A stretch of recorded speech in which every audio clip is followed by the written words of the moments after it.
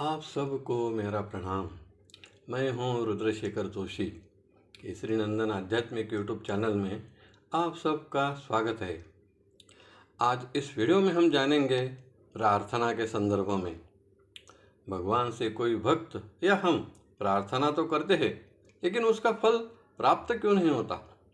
उसके लिए क्या करना चाहिए? प्रार्थना से क्या लाभ प्राप्त होते हैं? हम तो सारे संसारी हैं। संसार में व्यस्त होते हुए भी सांसारिक व्यस्तता से कुछ समय निकालकर भगवान की भक्ति, जैसे कि भजन, पूजन, अर्चन, वंदन जैसे भी हो, समय मिले तो करते ही है। यही समय तो अनमोल समय है और भगवान की प्रार्थना करने के लिए तो बहुत ही कम समय लगता है। इसलिए प्रार्थना तो करनी ही चाहिए। प्रार्थना भी दो तरह की होती है, व्यक्तिगत प्रार्थना और सामूहिक प्रार्थना। केवल अपने ही कार्य पूर्ति के लिए भगवान से प्रार्थना की जाती है, उसे व्यक्तिगत प्रार्थना कहते हैं। जब एक से अनेक व्यक्ति एक साथ अपने कुटुंब के लिए, सगे संबंधी, मित्र आदि के लिए, राष्ट्र के लिए, विश्व कल्याण के लिए प्रार्थना करते हैं तो उसे सामूहिक प्रार्थना कहते हैं। इसमें भी दो तरह की प्रार्थना होती है, नित्य प्रार्थना और तात्कालिक प्रार्थना। यह विशेष प्रसंग पर की गई प्रार्थना सामूहिक प्रार्थना ही है।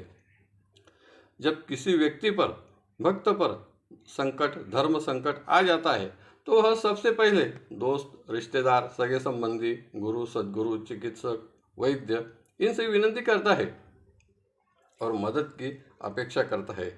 लेकिन जब संसार के सभी व्यक्ति उसे सहायता करने में असमर्थ हो जाते हैं, तब वह भगवान से प्रार्थना करता है। जोर जोर से, आर्त भाव से भगवान को पुकारता है।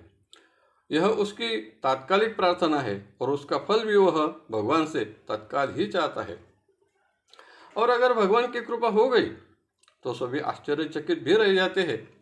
चिकित्सक भी कहते हैं, इसका ऑपरेशन तो करना आवश्यक था, लेकिन अब तो यह सामान्य स्थिति में है। इसी में भक्ति का, पुण्य कर्मों का बल होता है, जिससे यह प्रार्थना का फल मिलता है। अगर भक्ति का, पुण्य कर्मों का बल नहीं है तो फल कैसे मिलेगा? इसलिए यह सबके साथ नहीं होता। जैसे कि बैंक में अपने खाते में पैसे है तो तत्काल निकाल सकते हैं, लेकिन बैंक के खाते में पैसे ही नहीं है तो बैंक अधिकारियों से विनती करने से, रोने से भी वह पैसे दे नहीं सकते। प्रार्थना की नहीं जाती, स्वतः हो जाती है। जैसे कि किसी मंदिर में भगवान के दर्शन करने गए, भगवान के सामने खड़े हो गए तो उसे कोई कहता नहीं भगवान को नमस्कार करे, अपने आप हाथ जोड़कर नमस्कार हो जाता है।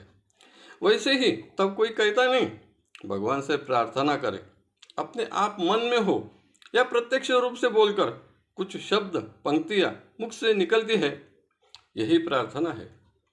प्रार्थना कितनी छोटी हो या कितनी बड़ी हो, इसके संदर्भ में कोई नियम नहीं है। भगवान की स्तुति और अपने मन का संकल्प, इनका संयोग ही प्रार्थना है। प्रार्थना करते वक्त मन पर नियंत्रण होना आवश्यक होता है। शुद्ध मन से, अंतःकरण से, श्रद्धा, प्रेम भाव सहित की हुई प्रार्थना फलित होती ही है। हमेशा संसार का स्मरण और केवल संकट काल में भगवान का नाम स्मरण हो तो प्रार्थना फलित नहीं होती।